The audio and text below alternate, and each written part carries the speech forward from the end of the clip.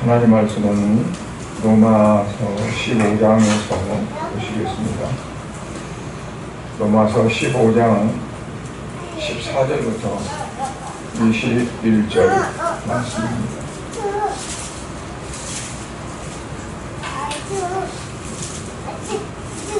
로마서 15장 14절부터 21절 한 절씩 저도 읽습니다. 마지막 절은 같이 공독하겠습니다. 내 형제들아, 너희가 스스로 선함이 가득하고 모든 지식이 차서 등이 서로 권하는 자임을 나도 확신하노라. 그러나 내가 너희로 같이 생각하게 하려고 하나님께서 내게 주신 은혜로 말미암아 더욱 담대히 일하여 너희에게 됐으니 이 은혜는 곧 나로 이방인을 위하여 그리스도 예수의 일꾼이 되어 하나님의 복음의 제사장 직분을 하게 하사 이방인을 제물로 드리는 것이 성령 안에서 거룩하게 되어 받으실 만하게 하려 하심이라. 그러므로 내가 그리스도 안에서 와서 하나님의 일에 대하여 잘하는 것이 이것이다. 그리스도께서 이방인들을 순종하게 하기 위하여 나를 통하여 역사하신 것 외에는 내가 감히 말하지 아니하노라.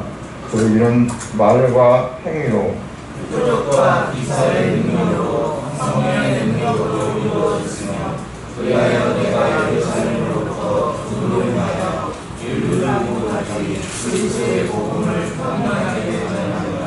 또 내가 그리스도의 이름을 부르는 곳에는 복음을 전하지 않기를 힘썼느니 이는 남의 더 위에 건축하지 아니하려 합니다.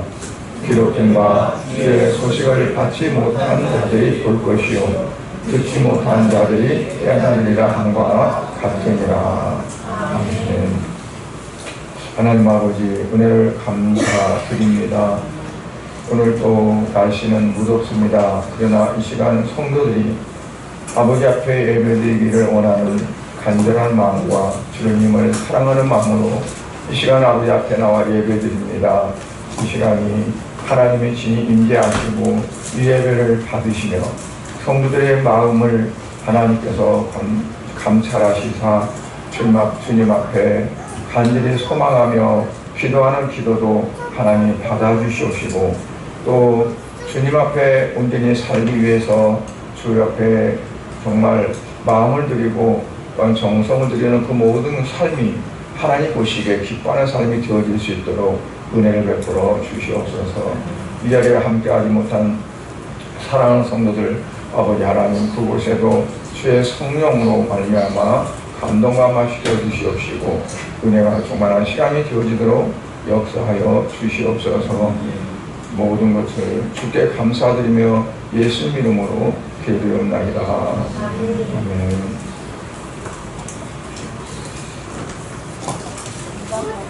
사도 바울은 로마에서 믿음의 삶을 어떻게 살아야 할 것인가,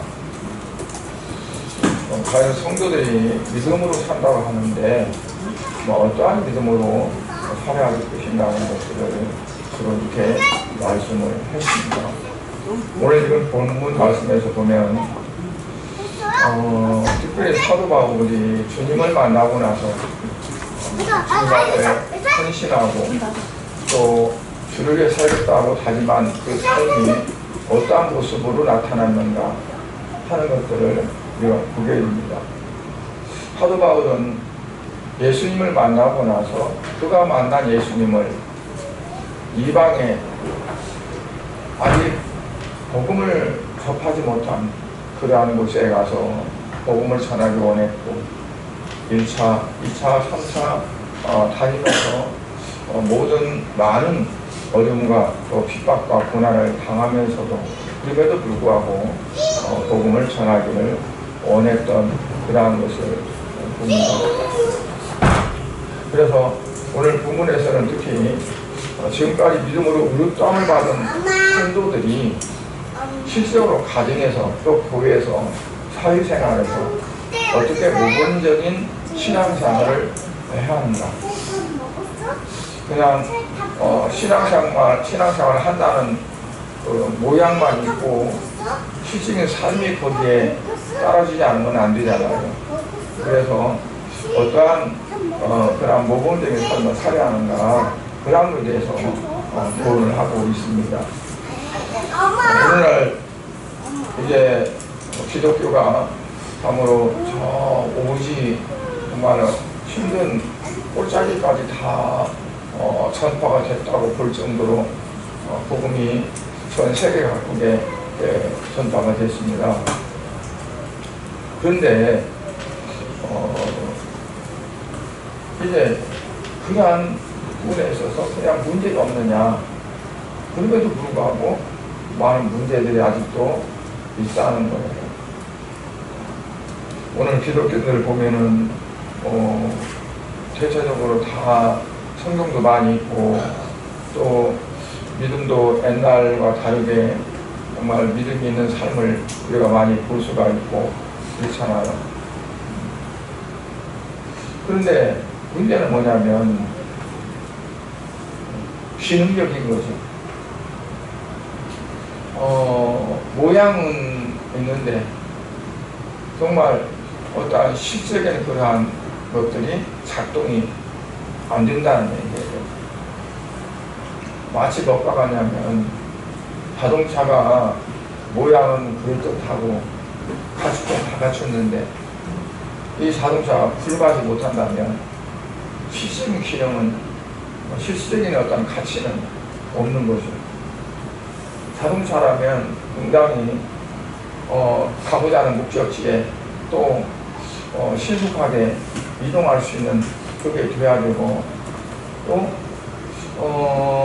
그렇게 그 목적을 이룬다 할지라도 너무 많은 부가 가치가 소모된다면 또 실질적인 것이 아니죠. 그러나 정말 가장 최선의 그런 방법으로 목적을 수행할 수 있다. 그게 이제 가장 중요한 거라고 볼 수 있습니다. 그래서 바울은 지금까지 구원받은 성도들이 그냥 자기 구원받은 것으로만 만족하고 또 자기 충만한 그런 것으로만 되어버린다면 예수님께서 분부하신 그 말씀을 지키지 못하고 그냥 자가 속기만 되어지는 그런 것이 되어진다는 거죠. 분명히 주님은 마지막으로 이제 부활하셔서 이 땅을 떠나셔서 성공을 하늘나라로 가실 때 너희는 모든 나라에 모든 민족으로 그들을 찾아가서 복음을 전하고 그들을 다 제자로 삼으라. 그래서 성령이 임하면 너희에게 권능이 임할 건데 그 권능을 받으면 어떠한 능력을 행한다든가 은사를 행한다든가 하는 그런데 사용하는 것이 아니라 그 권능은 바로 복음을 전하는데 사용되어지는 거다. 그래서 땅 끝까지에서 내 증인이 되어야 된다. 라고 이렇게 말씀을 했거든요. 그래서 사도 바울은 바로 그러한 부분을 말씀을 합니다. 그래서 로마서 15장과 16장에서는 로마서의 결론을 이 사도 바울이 내리려고 이렇게 하는 거죠. 그래서 사도 바울은 이제 마지막으로 자기가 지나온 지난날을 돌이켜보면서 지금까지 어떻게 살아왔는가 하는 것들을 고백도 하고 또 자기의 개인적인 이야기도 그렇게 합니다. 우리는 그래서 바울의 그 개인적인 어떻게 보면 회고록과 같이 지나온 것들을 쭉 쓰는 회고록 같이 그걸 통해서 바울의 생애가 어땠는가 하는 것도 우리가 알 수가 있거든요. 그런데 그의 생애를 보면 전부 뭐냐면 복음을 전하는 선교 생에 있었어요. 정말 죽을 고비를 몇 번 넘기면서도 그걸 포기하지 않고, 그가 로마로 가기를 그렇게 원했는데, 로마로 가면 그 당시에 가장 문명에 발달하고 또 그런 곳에 가서 어떻게 좀 잘 지내볼까 하는 그런 게 아니었거든요. 로마로 가면 로마를 통해서 당시에 서바나면 오늘날로 말하면 스페인입니다. 스페인으로 가기를 원했던 거예요. 복음을 전하고.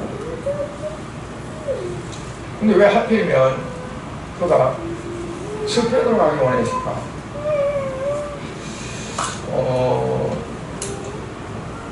그 당시에는 어떻게 보면 왜 스페인으로 가려고 할까? 이렇게 생각했지만, 역사를 이렇게 쭉 지나오면서 이렇게 보니까 미리 성령께서 그에게 지시하신 거라는 것을 알 수 있어요. 그때 유럽에서 전 세계 배 타고, 그 당시에는 비행 타고 가지 않았지만 배 타고 각 처에 다니면서 그 땅을 다 차지했어요. 그 중에 빼놓을 수 없는 나라가 바로 스페인이에요. 그러니까 스페인의 복음을 전해서 그들이 예수를 믿고 정말 하나님의 어떠하심을 알게 되어진다면, 그들이 가서 가는 곳마다 뭐가 전해질까요? 복음이 전해지니까. 그러니까 사도 바울이 직접 배 타고 다니면서 해외에 선교하는 것이 아니라 스페인에 가서 복음을 전하고 내면 그들이 이제 복음을 날라가는 그런 거를 생각하면서 당시에 서바나로 가기를 원했던 것을 우리는 이제 생각해 볼 수가 있습니다. 그래서 그는 그 자체의 생애도 복음을 전하는 선교가 그의 삶의 중심이었지만, 앞으로의 그 장래에도 쭉 앞으로 어떻게 하면 복음이 전 세계적으로 전파될 것인가, 내가 갈 수는 없지만 어떤 방법으로 복음이 전파될 것인가 하는 것들을 생각해서 서바나로 가기를 원했던 것이라고 이렇게 생각이 듭니다. 사람은 누구나 자기 지나온 어떠한 회고록을 쓰는 사람도 있고 또 쓰고 싶어하는 사람도 있을 거예요. 그런데 자기가 살아온 생애가 정말 모든 사람들이 인정할 만하고 또 그들 모든 사람들에게 좋은 영향력을 끼쳤다면 모르는데, 그렇지 못한 사람도 뭔가를 쓰고 싶어 해요. 나는 우리나라를 강권적으로 자유를 빼앗고 짓눌렸던 전두환 그 전 대통령이 표구를 썼다는 게 나는 진짜 아이러니예요. 광주를 완전히 그 특수공단 부대를 다 보내가지고 헬까지 동원해서 완전히 쑥대밭으로 만들고 그 수많은 사람들 죽여놓고도 사과 뭐라 하지 않고, 내가 잘못했다 하는 말 하지 않고 끝까지 버텼던, 그리고 죽은 그 사람도 표고로 썼더라고. 뭐라고 썼어요? 다 자기 미화, 자기가 잘못한 거 없다는 식으로. 그게 무슨 후대 사람들에게 그게 정말 마음을 감동을 주시고 어떠한 교훈을 주시고 그러겠어요.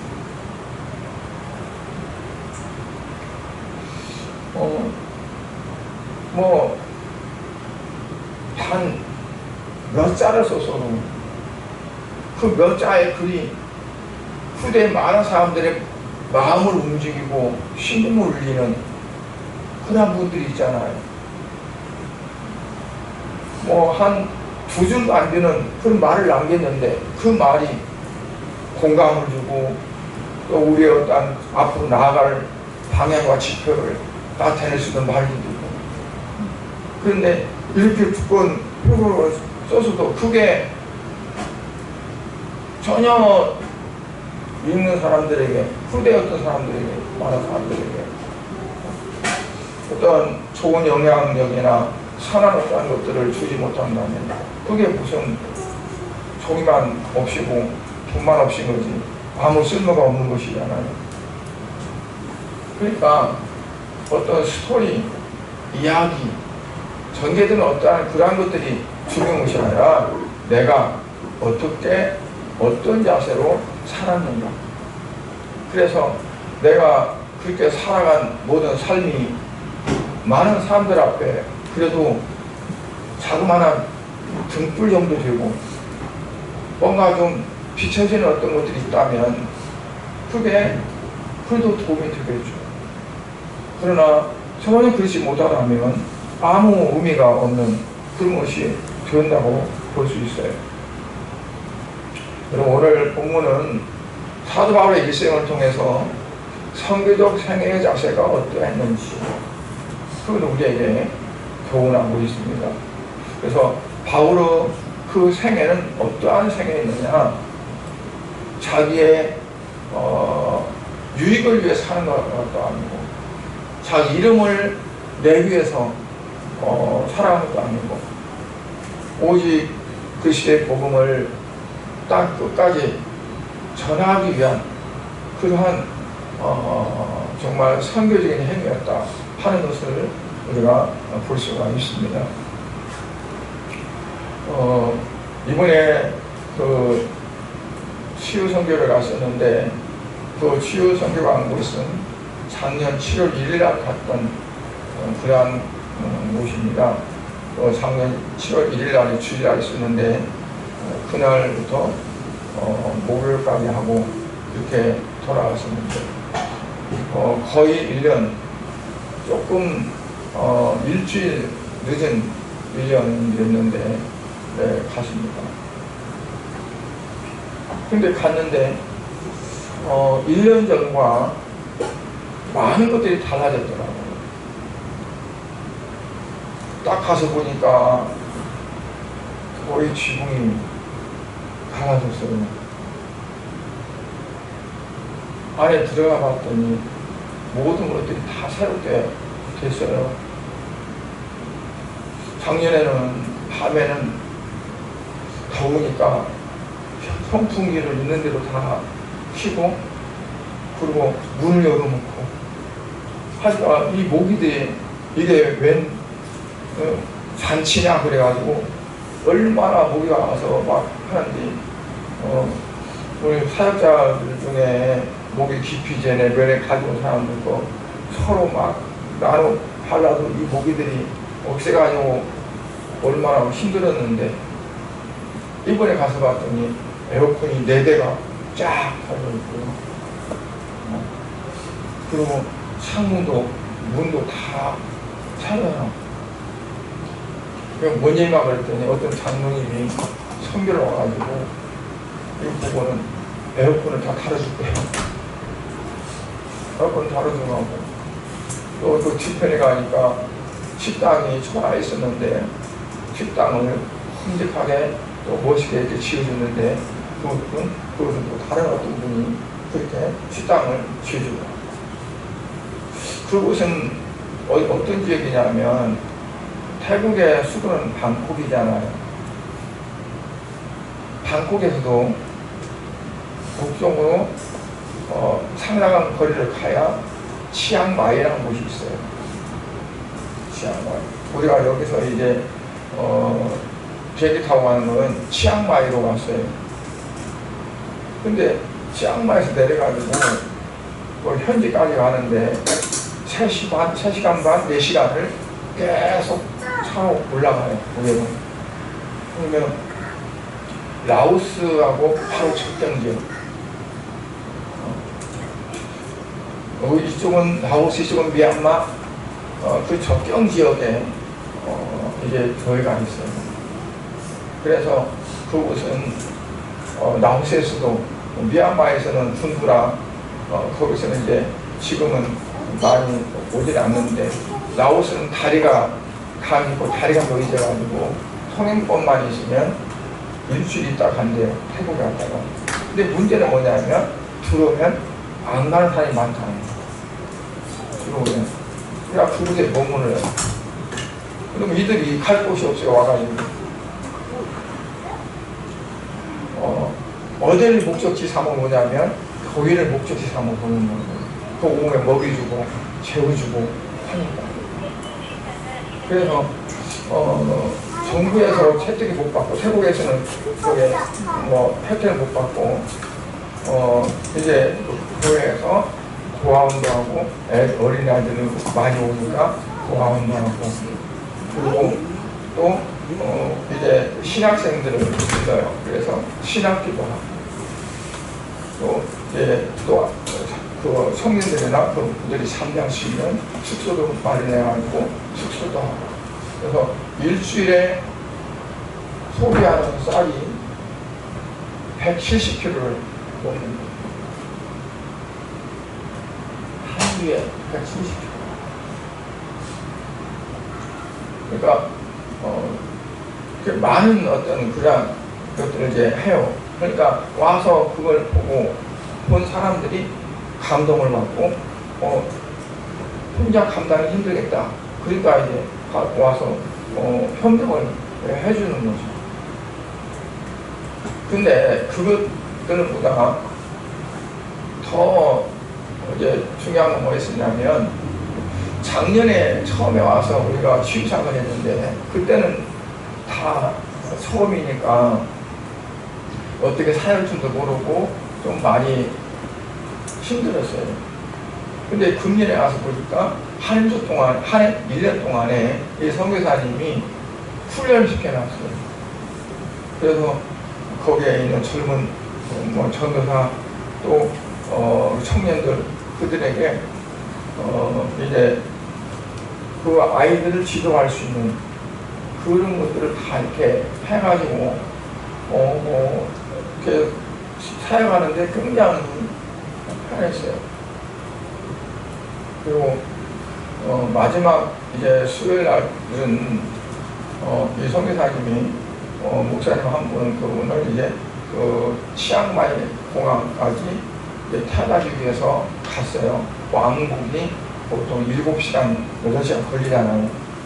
그래가지고 이제 수요일 날 저녁에는 그 선교사님 없었는데, 우리는 선교사님 없으면 아니 우왕좌왕 오합지졸 되지 않을까 아주 염려했어요. 어떻게 할까.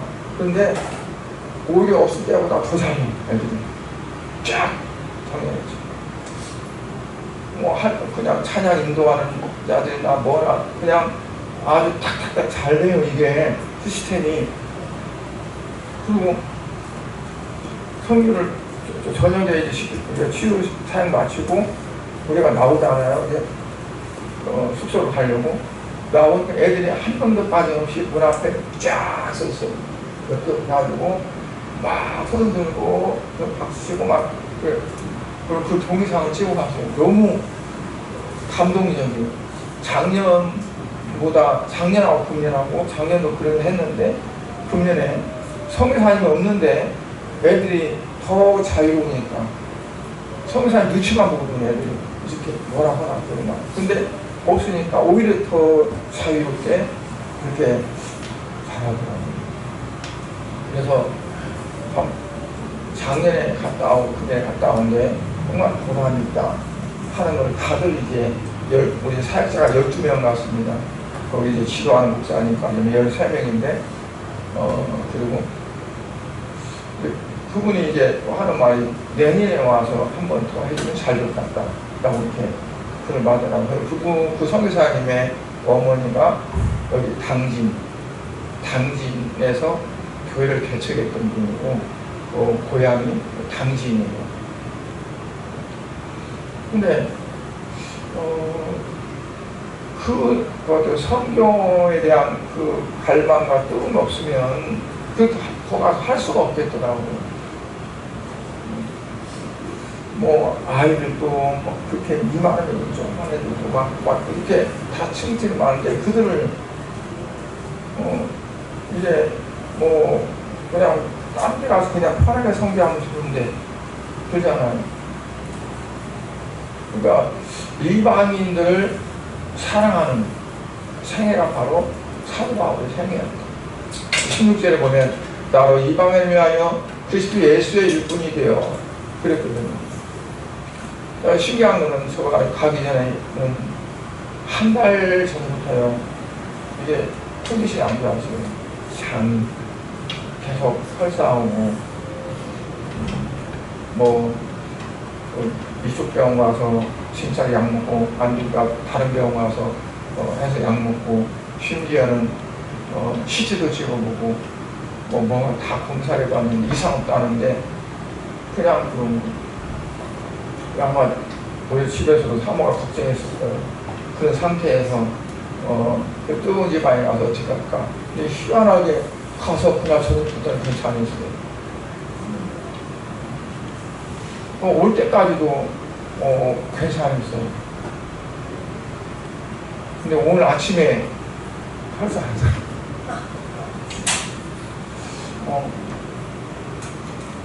먹는 문제가 잘못인가, 아니면 주적인가, 아니면 마음적인가, 그건 잘 모르겠는데 그러더라고요. 그래서 하여튼 거기에서는 이제 한 주 동안에 그냥 현지 음식도 주면은 그냥 몰아주잖아요. 별거 다 먹어서도 하나님께서 그냥 그 사역을 하라고 그냥 그렇게 하셨다고 생각이 돼서 감사합니다. 사도행전 9장 오늘 15절에 보니까 사도행전 9장 15절에 보면 주께서 말씀하시기를 이 사람은 내 이름을 이방인과 인문들과 이스라엘 자손 앞에 전하기 위하여 택한 나의 그릇이라 라고 했어요. 예수님께서 하신 말씀입니다. 내 이름을 이방인과 임금들과 이스라엘 자손 앞에 전하기 위해서 내가 택한 나의 그릇이다. 그러니까 당시에 이방인은 누구냐면 히브리 민족 아닌 사람은 다 이방인이에요. 우리는 어떨까요? 우리도 이방인이었어요. 하여튼 히브리 민족 외에는 다 이방인이에요. 그래서 유대인들은 이방인들과는 상종도 안 했어요. 심지어 아브라함의 자손인데도 사마리아 성에 사는 사람들은 이방인들의 피를 나눴다 해가지고 그들과는요 말도 않고 그 사마리아 성에 들어가지도 않고 그랬었어요. 자기들의 어떠한 성별된 민족이라고 이렇게 생각을 한 거죠. 그래서 성전도 이방의 뜰이 따로 있어요. 유대인들이 뜰이 있고 이방인들의 뜰이 있고, 그들은 성전 가까이 오지도 못하고 좀 멀리서 있어야 됐던 거거든요. 그런데 사도 바울은 그러한 사람들임에도 불구하고 그들의 영혼을 받기 때문에 복음을 전하러 간 거죠. 그러니까 이방인이든 아니면 유대인이든 그런 거 상관하지 않았어요. 하나님이 지으신 그러한 사람들 다 똑같은 영혼이다 생각했고 그들에게 복음을 전했던 거예요. 그래서 유대인끼리는 좋은 것도 나누고 사랑도 나누고 교제도 하고 그랬어요. 그런데 오늘날 교회가 마치 유대인들처럼 그렇게 교실 것도 보고 싶고 또 그렇게 하고, 예수를 안 믿는 사람들은 이방인이고 우리는 하나님의 백성들이죠. 그래서 딱 선을 그어가지고 우리끼리 우리 안에서 그냥 그렇게 하는 경우가 많아요. 근데 사도 바울은 그 틀을 깨고 이방 속으로 들어가죠. 그러니까 우리가 예수를 믿고 하나님의 사랑을 받고 복음 안에 살면 어떻게 하냐면 그 이방 믿지 않는 이방인들의 속으로 들어가요. 그래서 사도 바울이 그것을 드러나서 고통을 받고 고난받고 어려움을 받았지만 그걸 무릅쓰고 복음을 전해서 그곳에 교회가 세워지고 그들이 또 복음을 전할 수 있는 그러한 상황으로 이제 만들었던 거예요. 그러니까 오늘날 우리 성도들이 그와 같은 마음을 가지고 믿지 않는 많은 사람들, 그들을 사랑하는 마음을 갖고 하나님은 그들도 사랑한다. 근데 그 가운데도 분명히 하나님이 택하신 백성들이 있어요. 그들을 구원하기 위해서 우리가 힘쓰는 그러한 삶이 되어야 되겠다는 것을 말씀할 수 있습니다. 또 두 번째로는 하나님만을 자랑하는 생애였다는 것을 보게 됩니다. 17절에서 우리가 보니까 그러므로 내가 그리스도 예수 안에서 하나님의 일에 대하여 자랑하는 것이 있거니와. 내가 자랑하는 것이 있는데 그 뭐냐면 그리스도께서 이방인들을 순종하기 위해서 나를 통해서 역사하신 것 외에는 내가 말하지 않겠다. 내가 한 것이 아니라는 거죠. 그리스도 예수께서 나를 통해서 하신 거다. 그러니까 우리가 치유사역을 하는 것도 그래요. 내가 하는 것이 아니라 나를 통해서 예수님이 하신다. 그래서 우리는 선포를 예수님께서 치유하십니다. 예수님이 하십니다 그러지 내가 한다고 생각 절대 안 합니다. 왜냐하면 그렇게 할 수도 없는 거고. 치유하기 사역 끝내기 전에 맨 마지막에 오신 분이 여성분이었어요. 여성분을 내가 하게 돼 있어요.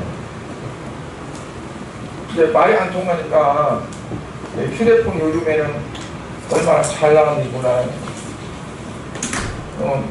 언어를 설정하게 돼 있고 태국어를 설정하고 내가 여기다가 말을 하면 태국어 말로 할 수 있고 문자로 이렇게 보여줄 수 있고 그러잖아요. 어디가 아프십니까? 하고 물었더니 이미 자기가 해왔어요. 한글로 나오도록 해와서 보여주는 겁니다. 보여준데 보니까 남한테 얘기만 하는지 못해. 다른 사람한테. 왜냐하면 집에서 분비물이 계속 나온다. 그러니까 그리고 아무리 사역자지만 여성이 이제 남자인 그 사역자에게 이걸 보여주는 거예요. 근데 제가 이제 생각할 때 어떤 생각이 드냐면 12의 혈루증 왔던 여인이 예수님께서 차마 말을 못하고 예수님 뒤에 옷자락만 만지면 나을 거 생각하고 그 옷자락을 만졌던 여인이 생각이 나더라고요. 그래서 알았다 그러고 그분을 이제 사역을 했죠. 근데 이제 우리가 해야 될 그 파트를 나눴는데 한 20명 되는데 이분만 데리고 할 수가 없잖아. 그렇다고 이제 앉아서 사역받게 하고 다른 사람하고 하다가 이분 이제 또 다시 누워서 그 사람 손을 배가 되게 하고 내가 손에다 얹으면서 이렇게 눕고 있어요. 아픈 데가 없어요. 배 다 누워서. 그래서 앉혀놓고 이제 발을 잡고 그리고 속으로 계속 기도하는 겁니다. 주님, 이 여인을 고쳐주세요. 고쳐주세요. 그러니까 이제 그렇게 하다 보니까 너무 내가 간절한 마음이 들어가니까 이 손이요 진동이 나요. 진동이. 그러니까 발을 잡고 진동이 오니까 그분도 그 느낌이 있겠죠. 한참 하다 보니까 두 눈에 눈물이 막 흐르더라고요. 근데 이제 시간이 저녁 9시면 딱 끝나니까 시간 됐다고 끝내자고 막 그때 마이크가 나오고, 나중에는 뭐 좀 치유된 사람들 박수 소리가 막 나오고, 더 이상 진행할 수 없고, 그리고 마치고 이제 그 핸드폰에다가 집에 가서도 벽에 등 기대고 다리를 앞으로 뻗고, 그리고 예수님 치유하세요 그러면 예수님이 계속 치유하십니다. 그리고 이제 했더니 고개를 끄덕끄덕하면서, 그리고 이제 와서도 계속 마음이 다른 사람보다 그분에게 가는 거예요. 마지막까지. 그래서 주님은 분명히 치유하실 줄 믿습니다. 이제 다음에 이제 물어보던가 가보던가 그러면, 그런데 그 이름 못 물어봐서, 그게 이제 좀 그래요. 근데 정말 그 영혼을 사랑하는 마음이 막 가슴에 들어가니까 이 마음이 뜨거워지고, 이제 손에 막 진동이 오고 그렇게 했었거든요. 그러니까 말은 안 통해도, 근데 서로의 어떤 그런 영적인 그런 부분에서 그게 이제 본수가 되죠. 다메섹에서 주님을 만난 사도 바울, 그 사도 바울은 어떻게 보면 그가 사도가 되고 뭐 굉장한 어떤 그런 위치에 올라가니까 어찌 보면 자기가 이렇게 올라갈 수도 있고 교만할 수도 있고, 그런데 사도 바울은 그렇지가 않았어요. 사도 중에 나는 가장 작은 자입니다. 심지어는 나는 10달 채우지 못하고 덜 떨어져가지고 나온 실싹둥이처럼 나는 그런 사람입니다. 그러니까 자기를 자랑할 만한 것은 눈끝만큼 손톱만큼도 없고, 오직 나를 사랑해서 나를 부르시고 내게 이 복음을 맡기시고 정리하게 하신 오직 그 예수님만 나는 사랑한다 하는 그가 바로 사도 바울의 신앙이었던 것을 볼 수 있습니다. 만약 우리가 뭐 가진 것이 얼마나 있겠어요? 돈을 가지고 있어요. 얼마나 가지고 있어요? 우리가 배웠으면 얼마나 많이 배웠어요? 내놓을 만한 것이 뭐가 있겠어요? 그런데도 우리 마음은 자꾸 부자가 되려고, 나는 자꾸 높아지려고 하고 그래. 그래서 우리 사도 바울은 로마 시민이 끝나가지고 있었죠. 가말렐 문화에서 공부했으니까 최고의 요즘 말하면 학부를 졸업한 사람이고, 그는 뭐 조금도 부족한 것이 없는 그런 사람이었는데, 예수님을 만나고 나서 완전히 아무것도 없는 가장 낮은 자리에 가게 되었어요. 왜냐하면 너무 구원의 은총이 컸고 주님 앞에 서니까 자기는 아무것도 아니니까 그랬거든요. 그래서 우리가 얼마만큼 정말 나를 많이 비우느냐, 내가 얼마만큼 낮아지느냐 하는 것이 가장 중요하다고 봅니다. 그래서 사도 바울의 모든 생애는 그렇기 때문에 그는 그 영혼들을 사랑할 수 있었고, 그 영혼들을 사랑해서 복음을 전하게 됐습니다. 어떻게 보면 금요일날 여기 집에 오니까 한 12시간 다 됐더라고요. 그래가지고 피곤해서 잠은 잤는데, 이제 어제는 또 준비하는데 은퇴한 목사님, 85세 목사님이 몇 개월 전에 컴퓨터가 너무 느리다고 컴퓨터 하나 해달라고 해서 그 부품을 다 사가지고 해줬더니 이 양반 나이가 85살이니까 애기 같아갖고 조금만 안 되면은 막 부르다치고 그냥 아니 이번에도 집에가 설교 모은다고 지금 85살 됐어도 설교를 해요. 시골에서. 그러니까 한 차 타고 한 2시간 반쯤은 가야 되는데 안 갈 수가 없잖아요. 오직 거기 가가지고 그것도 하는데 그냥 이게 되나요?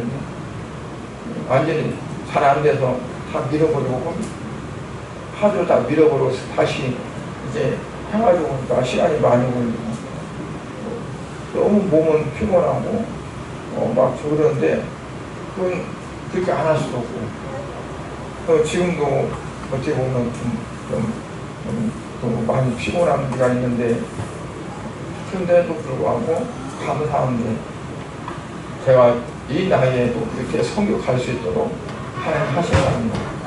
그게 감사해서 오늘 또 주님 앞에 이제 이렇게 고백할 수밖에 없습니다. 아무쪼록 우리 성도님들도 한 영혼 한 영혼을 사랑하는 마음으로 주변에 있는 사람들에게 복음을 증가하시고 그래서 내가 이 땅을 떠나기 전에 몇 명에게 복음을 전할 수 있을까 하면서 한두 사람이라도 복음을 전해서 구원시키기 위해서 힘쓸 수 있는 그러한 삶이 될 수 있기를 주의 이름으로 부탁드립니다. 기도하시겠습니다. 하나님 아버지 주님의 은혜와 사랑을 감사를 드립니다. 사도 바울은 그의 생애 마지막에 참으로 온전히 주님 앞에 붙들려서 이방인들 참 유대인들의 소외를 하고 그들이 볼 때는 짐승처럼 보였던 그 이방인들에게 찾아가서 복음을 전해서 그들이 하나님의 사람, 그리스도의 사람이 되기 위해서 힘썼던 것을 봅니다.